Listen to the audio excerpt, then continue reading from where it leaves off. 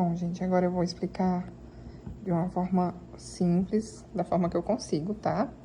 Também a via glicolítica, tá? É basicamente representado dessa forma. Ela tem duas fases, tá vendo que tem aqui, ó, fase preparatória, fase de pagamento ou compensatória, tá? Ela é dividida em duas fases assim, porque existe uma fase em que a célula faz um processo de investimento. Então, a célula gasta energia para depois, então, começar a ganhar, tá? Essa fase de investimento, a primeira fase, ela é a fase preparatória, tá bom? E a gente vai gastar aqui 2 ATPs, tá? O que que acontece? Essa daqui, tudo começa como? A gente tem uma molécula de glicose que entra dentro da nossa célula. Essa molécula de glicose, ela precisa ser fosforilada, porque quando a molécula é fosforilada, ela não sai da célula. Então, a fosforilação da molécula de glicose é uma forma de garantir que a molécula de glicose permaneça dentro da célula para gerar energia, tá bom? Então, aqui está a nossa molécula de glicose, e aí ela vai, na hora que ela entra, ela tem uma enzima que tem mais afinidade por ela, que se chama hexoquinase. Sempre que tiver quinase, a gente vai perceber que vai haver fosforilação, tá? E nesse caso, a hexoquinase vai pegar um fosfato do ATP e vai colocar na molécula, que vai virar glicose 6-fosfato.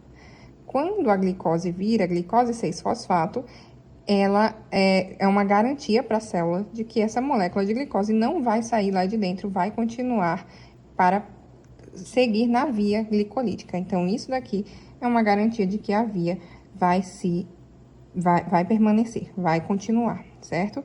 Essa reação aqui, ela é irreversível. Vocês estão vendo que tem uma setinha só reta aqui, em um sentido único? Então, significa que essa reação, ela não pode ser desfeita. A glicose 6-fosfato não vai virar glicose novamente. Então, não tem perigo da célula perder a glicose que foi fosforilada, tá bom? Essa é a primeira etapa da fase preparatória. A segunda etapa é a seguinte: a glicose 6-fosfato, que é essa moléculazinha aqui, ela vai sofrer uma isomerase pela enzima exoisomerase.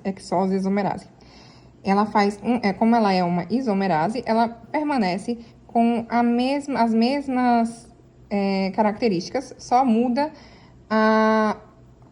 o arranjo dela. Então, ele rearranja a ordem dessa molécula e ela se transforma em frutose 6-fosfato, tá certo? Que é essa daqui.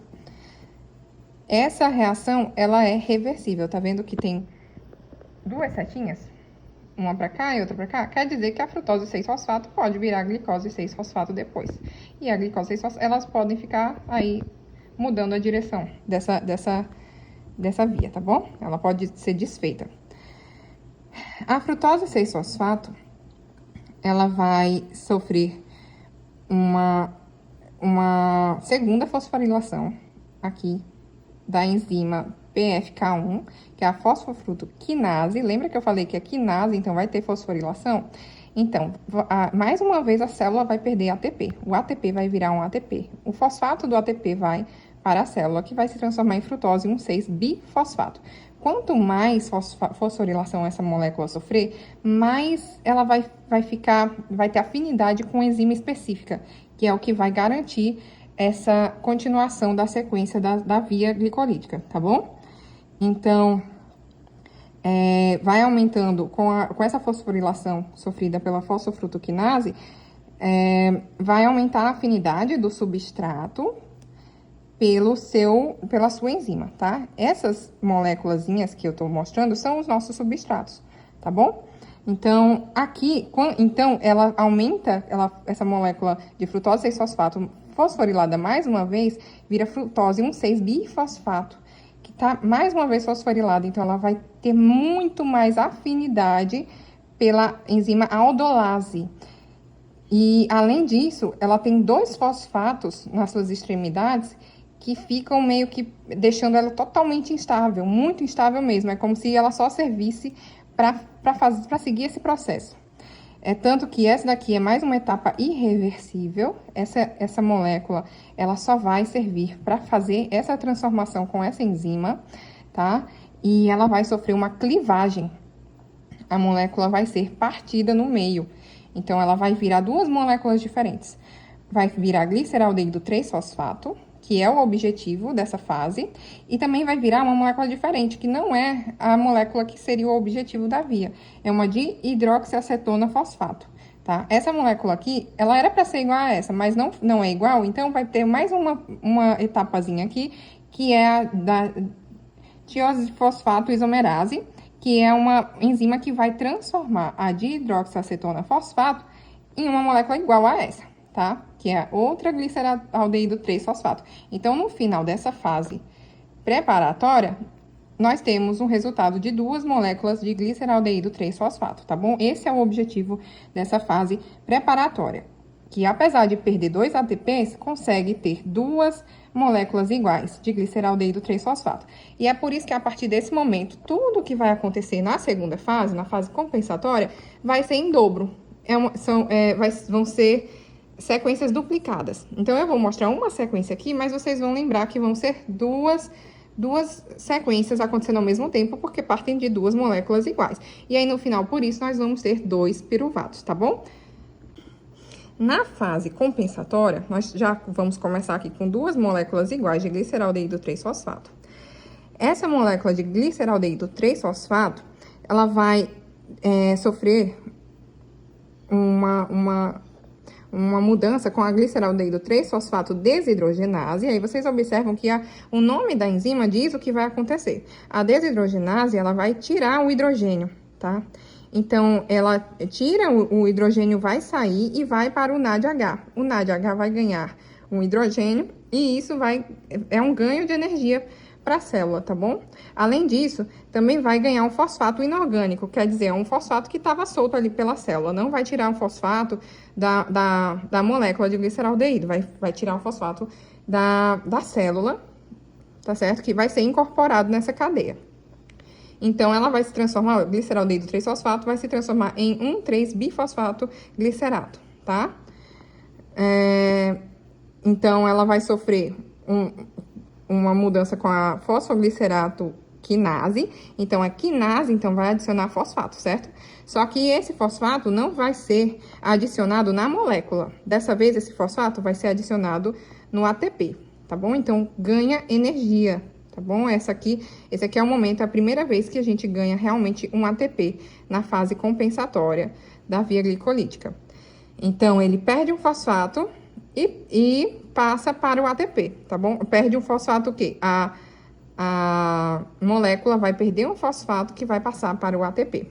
Então, ela vai se transformar em 3-fosfoglicerato, que vai sofrer uma modificação através da enzima fosfoglicerato mutase. A mutase, como o professor explicou, é como se fosse uma isomerase. Então, você só muda o formato da molécula, mas ele continua o mesmo, que vai se transformar em 2-fosfoglicerato. E aqui, ela retira, vai sofrer com a enolase uma retirada de água dessa molécula, que vai ser uma desidratação. A enolase é como se fosse uma desidratase. Ela vai retirar vai fazer uma desidratação e vai ganhar também uma ligação dupla. E aí, vai se transformar em fosfenolpiruvato. Fosfenolpiruvato vai ter muita afinidade pela piruvato quinase. Quinase, como vocês já viram, ganha fosfato. Então, o fosfato vai sair do carbono 2 dessa molécula e ela vai se transformar em piruvato, tá? Então, vai sair, olha só, adiciona fosfato da molécula, vai adicionar no ATP e vai ficar, era 2 ADPs e vai ficar 2 ATPs. Por quê? Porque isso aqui é uma via que está acontecendo duplamente, né?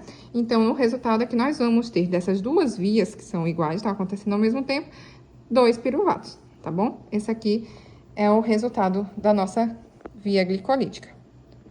Os mecanismos de regulação da via glicolítica acontecem principalmente nas reações irreversíveis. É importante que essas regulações aconteçam nas reações irreversíveis, porque quando você tem só um sentido, quando a via está acontecendo em só um sentido e você consegue bloquear essa única via que está ocorrendo, a chance de que a via continue ocorrendo através de uma reversão ou a partir de outras moléculas fica muito mais difícil. Então, as regulações, elas acontecem quando as reações são irreversíveis, quando elas acontecem em um sentido único. Essas reações irreversíveis são as reações com ΔG alto. Quanto mais alto o ΔG, mais irreversível vai ser essa reação. Na via glicolítica, nós temos 3 reações irreversíveis, que é a primeira etapa, a terceira etapa e a última etapa. A principal delas é a terceira etapa, que acontece com a fosfofrutoquinase 1, que é a PFK1. A PFK1, ela é aquela enzima que faz com que a molécula fique tão específica que a molécula só vai servir para a via glicolítica. Então, quando a gente regula a fosfofrutoquinase, a gente tem uma garantia de que vai acelerar ou desacelerar essa via. E o principal modulador da fosfofrutoquinase 1 vai ser o ATP. Então, dependendo se o ATP está alto ou baixo, vai ativar ou inibir a fosfofrutoquinase. Com o ATP alto, quanto mais energia tiver na célula, a fosfofrutoquinase vai ser desacelerada, vai ser inibida. Quanto mais ADP e AMP, significa que a célula está com baixíssima energia, então a fosfofrutoquinase vai ser ativada para gerar mais energia. Outro mecanismo também é através da frutose 2,6-bifosfato. Quanto mais frutose 2,6-bifosfato, também ativa PFK1. O citrato, ele também vai desacelerar a PFK1. E essa daqui é a principal regulação da via glicolítica, porque, como eu falei, é a etapa em que a molécula fica completamente comprometida com a via. A primeira etapa também tem um mecanismo de regulação da via. A enzima hexoquinase, ela fosforila a molécula de glicose em glicose 6-fosfato. E quando a molécula está como glicose 6-fosfato, ela fica disfarçada. Então, a célula não percebe que tem muita glicose e continua, as enzimas transferases continuam deixando mais glicose entrar dentro da célula. E aí, quando a hexoquinase percebe que tem muita glicose 6-fosfato, aí ela pensa assim, eu vou ter que parar de fosforilar, porque tá tendo muita glicose 6-fosfato aqui dentro, então eu não preciso de tanto. E aí, ela vai parar de fosforilar a glicose. Quando ela para de fosforilar a glicose vai começar a ter bastante em excesso dentro da célula. As enzimas transferases vão perceber que tem mais glicose ali livre dentro da célula e vai desacelerar a entrada de glicose, fazendo com que a via glicolítica também desacelere. Essa aqui é a regulação na etapa 1. E, por último, na etapa número 10, ela sofre uma modulação positiva através da frutose 1,6-bifosfato. Então, quanto mais frutose 1,6-bifosfato, mais vai ser aumentada a velocidade dessa reação número 10.